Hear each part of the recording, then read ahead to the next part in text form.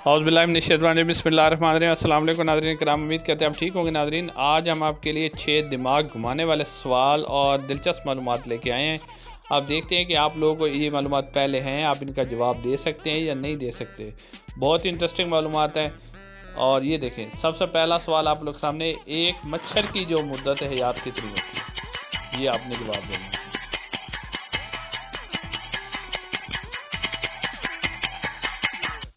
जी तो नाज़रीन, इसका जवाब है 7 दिन, यानी एक मच्छर 7 दिन के बाद मर जाता है।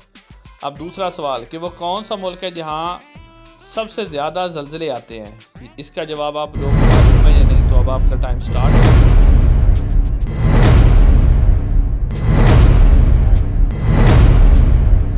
जी तो नाज़रीन, इसका जवाब है जापान, इसमें सबसे ज़्यादा ज़लज़ले आते हैं।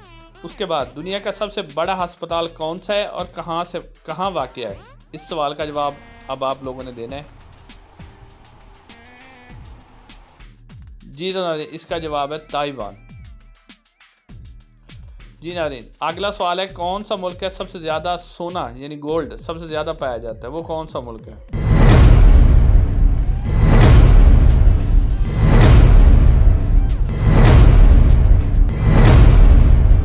जी तो नाज़रीन, इसका जवाब है चाइना। अब चलते हैं अपने अगले सवाल की तरफ, तो ये है जी,